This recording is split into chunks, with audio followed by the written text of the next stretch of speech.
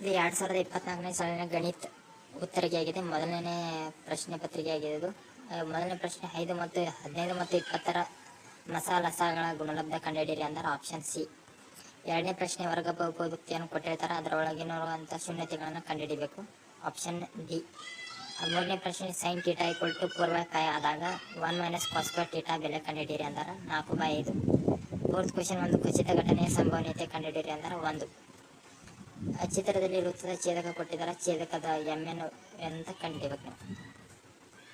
ಆರನೇ ಪ್ರಶ್ನೆ ಪಾದದ ತ್ರಿಜ್ಯಗಳು r1 ಮತ್ತು r2 ಹಾಗೂ ಎತ್ತರ h ಆದಾಗ ಶಂಕುವಿನ ಭಿನ್ನಕದ ಘನಫಲ ಕಂಡುಹಿಡಿಯಿರಿ ಅಂದರೆ ಘನಫಲವನ್ನು ಕಂಡುಹಿಡಿಯಬೇಕು.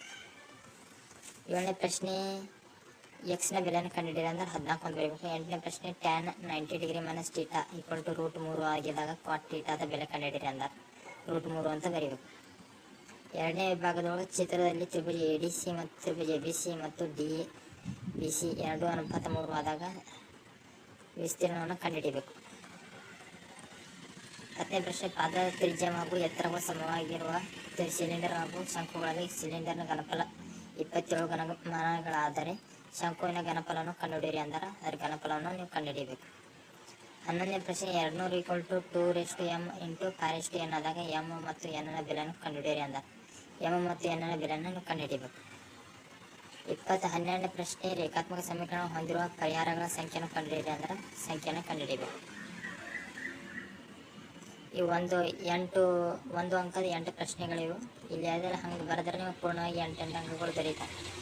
ಈಗ 8 ಅಂಕದ 2 ಅಂಕದ 8 ಪ್ರಶ್ನೆಗಳಿವು. 17ನೇ ಪ್ರಶ್ನೆ ಅಭಾಗಲಬ್ಧ ಸಂಖ್ಯೆಯನ್ನು ಸಾಧಿಸಿ ಅಂತ ಕೇಳಿದ್ದಾರೆ. 3 + √2 ಒಂದು ಅಭಾಗಲಬ್ಧ ಸಂಖ್ಯೆಯನ್ನು ಸಾಧಿಸಿ ಅಂತಾರೆ, ಅದನ್ನು ಸಾಧನೆ ಮಾಡಬೇಕು. 18ನೇ ಪ್ರಶ್ನೆ ಒಂದು ರೇಖಾತ್ಮಕ ಸಮೀಕರಣ ಕೊಟ್ಟಿರೋದು, ಅದನ್ನು ವಿಭಜಿಸುವ ವಿಧಾನದಿಂದ x ಮತ್ತು y ಬೆಲೆಯನ್ನು ನೀವು ಕಂಡುಹಿಡಿಯಬೇಕು. 19ನೇ ಪ್ರಶ್ನೆ ಒಂದು ಸಮಾಂತರ ಶ್ರೇಣಿ ಕೊಟ್ಟಿರ್ತಾರೆ, 20ನೇ ಪದದ ಮೊತ್ತವನ್ನು ಸೂತ್ರ ಉಪಯೋಗಿಸಿ ಕಂಡುಹಿಡಿಯಿರಿ ಅಂತಾರೆ, ಆ ಸೂತ್ರ ಉಪಯೋಗಿಸಿ SN ಬೆಲೆಯನ್ನು ಕಂಡುಹಿಡಿಯಬೇಕು. 20ನೇ ಪ್ರಶ್ನೆ 2x² - 3x - 1 = 0 ಆದಾಗ ವರ್ಗ ಸಮೀಕರಣಗಳ ಮೂಲಗಳನ್ನು ವರ್ಗ ಸಮೀಕರಣ ಸೂತ್ರವನ್ನು ಉಪಯೋಗಿಸಿ ಕಂಡುಹಿಡಿಯಿರಿ ಅಂತಾರೆ, ಅದು ನೀವು ಕಂಡುಹಿಡಿಯಬೇಕು. 21ನೇ ಪ್ರಶ್ನೆ ತ್ರಿಕೋನಮಿತಿ ಅನ್ವಯದಿಂದ ಕೇಳಿರುವಂಥ ಪಾಠದಿಂದ ಬಂದಿರುವಂಥ ಪ್ರಶ್ನೆ ಇದು. ಇದು ಮಾಡಿದರೆ ನಿಮಗೆ 2 ಅಂಕಗಳು ದೊರೀತಾವೆ. ಇಲ್ಲಿ 22ನೇ ಪ್ರಶ್ನೆ PQ ನ ದೂರವನ್ನು ಕಂಡುಹಿಡಿಯಿರಿ ಅಂದರೆ ಸೂತ್ರವನ್ನು ಉಪಯೋಗಿಸಿ ನೀವು ದೂರವನ್ನು ಕಂಡುಹಿಡಿಯಬೇಕು. ಮತ್ತು ಇಲ್ಲಿ ಮಧ್ಯಾಂಕವನ್ನು ಕಂಡುಹಿಡಿಯೋಕೆ ಕೇಳ್ತಾರೆ. ಎಲ್ಲ ಸೇರಿ ನಿಮಗೆ 2 ಅಂಕದ 8 ಪ್ರಶ್ನೆಗಳಿವೆ. ಇದು 3 ಅಂಕದ 9 ಪ್ರಶ್ನೆಗಳಿವೆ ಈ ಸಾಲಿನೊಳಗೆ ಬರುವುದು.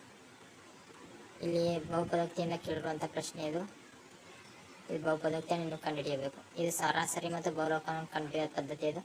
ಈ ರೀತಿಯಾಗಿ ಕಂಡುಹಿಡಿದ್ರೆ ನೀವು ಪೂರ್ಣವಾಗಿ 3 ಅಂಕಗಳು ದೊರೀತಾವೆ ಎಲ್ಲ ಸೇರಿ. ಇದು ಒಂದು ಪ್ರಮೇಯ ಆಗಿದೆ, ಪ್ರಮೇಯವನ್ನು ಬಿಡಿಸಬೇಕು.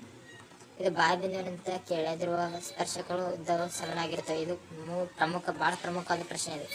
ಇದನ್ನು ಈ ರೀತಿಯಾಗಿ ಬರೆದ್ರೆ ನಿಮ್ಮ 3 ಅಂಕದ ಪ್ರಶ್ನೆ ಆಗಿದೆ ನೋಡಿ.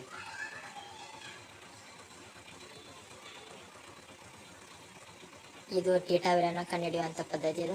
ಇದೆಲ್ಲ ಕಂಡುಹಿಡಿದ್ರೆ ನಿಮಗೆ 3 ಅಂಕಗಳು ದೊರೀತಾವೆ.